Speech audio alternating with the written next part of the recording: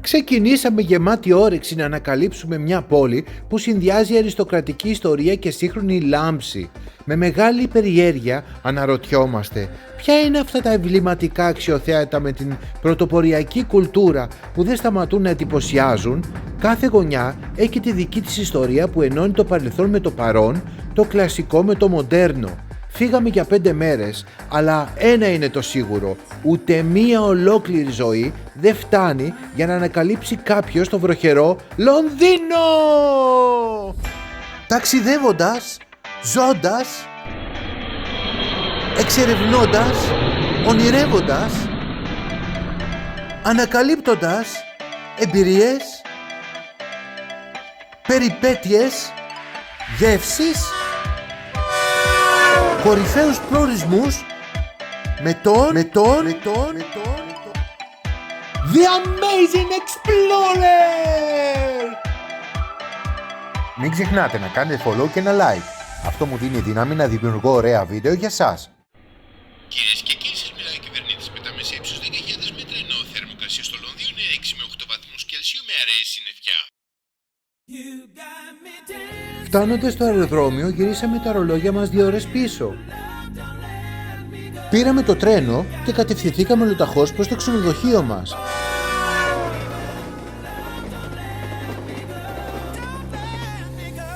Το οποίο ήταν άνετο, οικονομικό και ικανοποιητικά καλό.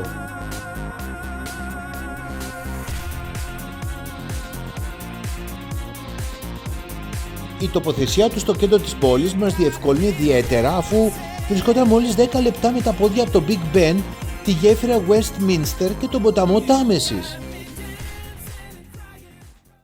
Δείτε όμως τώρα 11 κυρίως και σημαντικούς προορισμούς που θα περιπλανηθούμε, γνωρίζοντας ότι με το The London Pass πας παντού, έχοντας επιλογή μέχρι και 99 attractions να εξερευνήσεις. Εμείς πήγαμε σε όσα περισσότερα μπορέσαμε, περπατώντας 10 ώρες τη μέρα.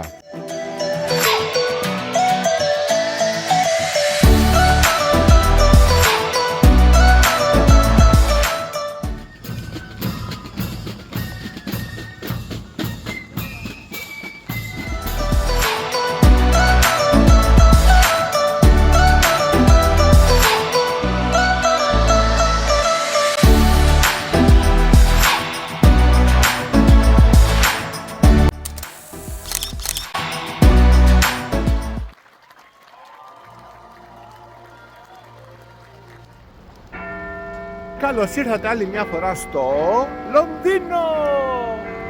Το Big Ben, το London Eye και ο καθεδρικός ναός Abbey. Το Big Ben είναι το μεγαλύτερο 4 όψεων ρολόι με καμπάνες και ο πύργος του ρολογιού είναι τρίτος ψηλότερος στον κόσμο. Η αναγέρση του πύργου ολοκληρώθηκε τον Απρίλιο του 1858, έχει γίνει ένα από τα πιο γνωστά σύμβολα της Αγγλίας. Συχνά και καθιερωμένα γυρίζονται ταινίες στην πόλη. Δείτε! Πετύχαμε συνεργεία ταινιών κάνοντας σκηνές επί του δρόμου. Άλλη μια ηλιόλουστη μέρα, απολαμβάνουμε το Λονδίνο, όπως βλέπετε, γίνεται χαμός.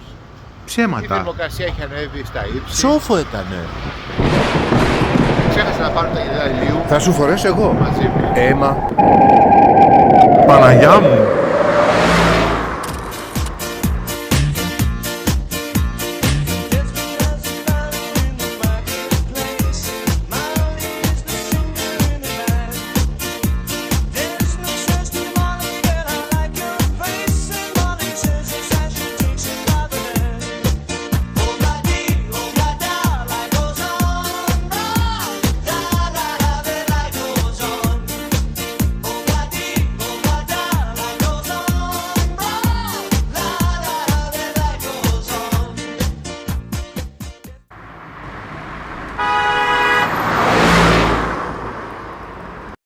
If all of the kings had their queens on the throne, we would pop champagne and raise a toast. Το James Park είναι ένα πάρκο 90 στρεμμάτων, το παλιότερο βασιλικό πάρκο του Λονδίνου. Διαθέτει μια μεγάλη λίμνη που είναι καταφύγιο άγριας ζωής για σκύρους, σπάρτιες, σκήνες, κύκνους, ακόμα και πελεκάνους. Ο βασιλικός κήπος δημιουργήθηκε το 16ο αιώνα. Είναι ένας από τους πιο εμβληματικούς και όμορφους δημόσιους κήπους κοντά στα ανάκτορα του Μπάκιγχαμ. Καλύπτει μια έκταση περίπου 230.000 τετραγωνικών μέτρων. Η βασίλισσα Ελισάβετ Β, η οποία κυβέρνησε από το 1952 έως το 2022, είχε συχνά παρουσία σε τελετές και εκδηλώσεις. Η πριγκίπισσα Νταϊάννα, ιδιαίτερα αγαπητή από το λαό, που ήταν γνωστή για τις εμβληματικές της εμφανίσεις που άφησαν εποχή στη μόδα, περνούσε χρόνο στην περιοχή. Μετά το τραγικό της θάνατο το 1997, πλήθος κόσμου συγκεντρώθηκε στο St. James Park για να αφήσει λουλούδια στη μνήμη της. Η τελετή είχε γίνει στο ναό Αβαΐο που θα δούμε αργότερα. Σήμερα, ο βασιλιάς Κάρολος Γ, ο πρίγκιπας Βίλιαμ και Κέιτ Μίτλετον παραβρίσκονται συχνά σε εκδηλώσεις εκεί, ενώ ο κήπος παραμένει αγαπημένος προορισμός για ντόπιους και τουρίστες.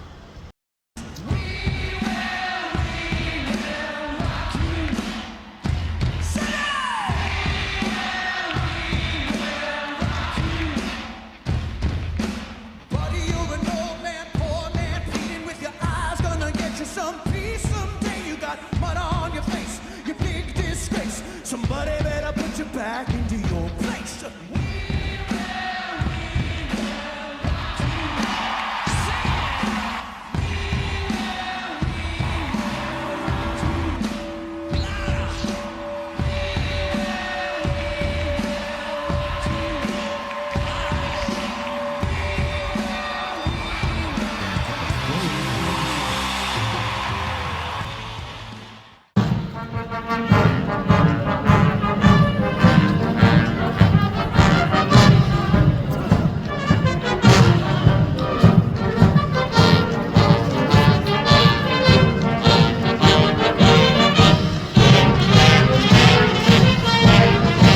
Αξίζει να παρακολουθήσετε την αλλαγή φρουράς. Η τελετή ξεκινά στις 11, αλλά καλό είναι να φτάσετε τουλάχιστον μια ώρα νωρίτερα για να εξασφαλίσετε καλή θέση με καλή ορατότητα.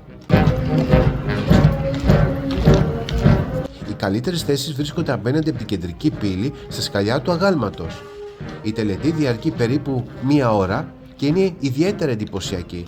Το ωφέλιμο πάντως σε όλο αυτό είναι γύρω στα 5 λεπτά. Αλλά ξέρουν οι Άγγλοι ό,τι κάνουν να το πλασάρουν σωστά προκειμένου να φέρουν χρήματα στη χώρα τους.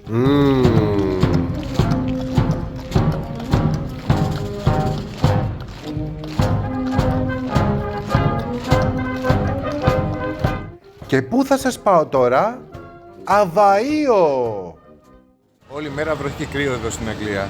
Το Αβάιο είναι μια εκκλησία στο Λονδίνο, είναι ανεξάρτητη εκκλησία η οποία αποτελεί τον τόπο σκέψης των βασιλέων του Ηνωμένου Βασιλείου.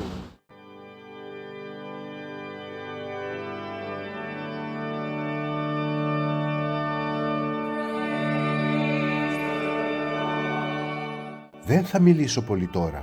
Θα σας αφήσω να αισθανθείτε το μεγαλείο του Ιερού Χώρου.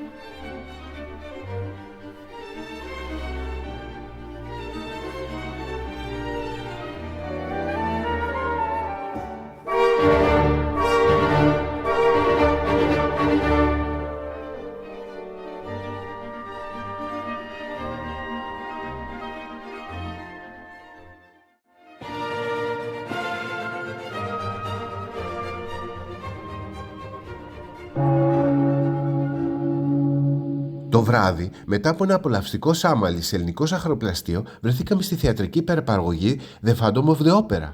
Ακόμα κι αν δεν είστε θεατρόφιλοι, αξίζει να το δείτε έστω μια φορά. Θα σας αφηγηθώ την υπόθεση να πάρετε μια γλυκιά γεύση, να, όπως εκείνο το σάμαλι. Perhaps we may frighten away the ghost of so many years ago with a little illumination, gentlemen!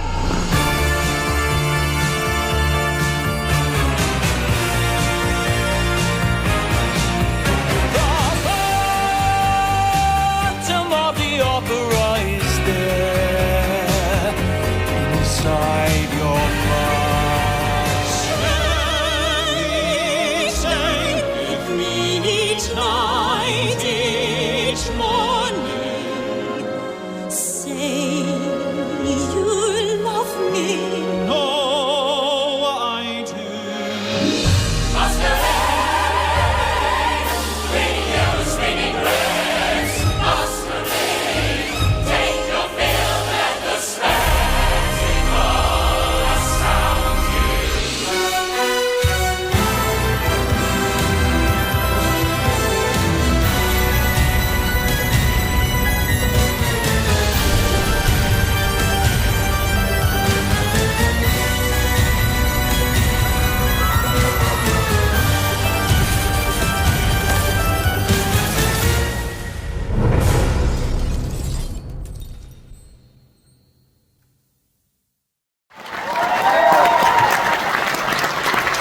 Το The Phantom of the Opera είναι μια αξέχαστη εμπειρία παρά κάποια μειονεκτήματα. Η πρώτη ώρα με κούρασε λίγο, ενώ η αρχιτεκτονική του His Majesty's Theatre είχε τα θετικά και τα αρνητικά της. Η χαμηλή εξέδρα δυσκόλευε την ορατότητα από τα πίσω καθίσματα του κάθε διαζώματος. Ωστόσο, η δεύτερη ώρα ήταν καθηλωτική. Η ερμηνεία, η σκηνική παρουσία και η ατμόσφαιρα με άφησαν άφωνο και με ανατριχύλα εξαφανίζονταν κάθε αρνητική σκέψη. Παρότι η τιμή ήταν υψηλή, άξιζε την εμπειρία. Ίσως δεν είναι 10 στα 10 λόγω των αρχικών εντυπώσεων, αλλά η συνολική αίσθηση ήταν εντυπωσιακή. Μπράβο, μπράβο, μπράβο!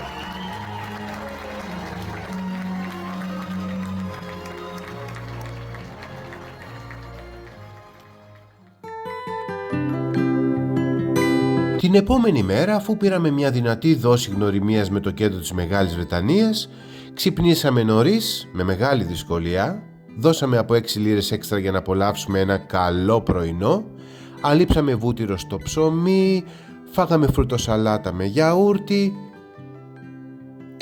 πέσαμε με τα μούτρα στον καφέ και ξυπνήσαμε με μεγάλη όρεξη. Στόχος μας ήταν να προλάβουμε να επισκεφτούμε όσο το δυνατόν περισσότερα αξιοθέατα, το καθένα με τη δική του ξεχωριστή ιστορία. Ήδη είχαμε καταλάβει πως αυτό το ταξίδι θα ήταν εξαιρετικά ενδιαφέρον. Δείτε λοιπόν στο επόμενο επεισόδιο τι ανακαλύψαμε κατά τη διάρκεια του ταξιδιού και πως αυτή η εμπειρία έγινε ακόμα πιο συναρπαστική. And you let her go.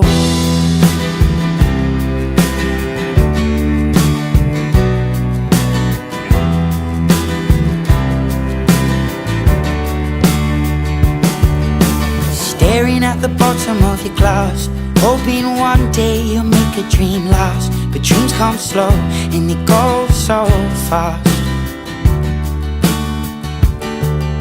You see it when you close your eyes. Maybe one day everything you touch surely. Κάπου εδώ όμως φτάνουμε στο φινάλι της πρώτης μας παρουσίασης για το Λονδίνο. Και αυτό ήταν μόνο η αρχή. Στη δεύτερη παρουσίαση θα σας δείξω αυτά και άλλα πολλά. Κυρίες και κύριοι, το The Amazing Explorer φτάνει στο τέλος του. Oh yeah! Only know you've been. Και να θυμάστε, κάντε follow και ένα like, Instagram και YouTube.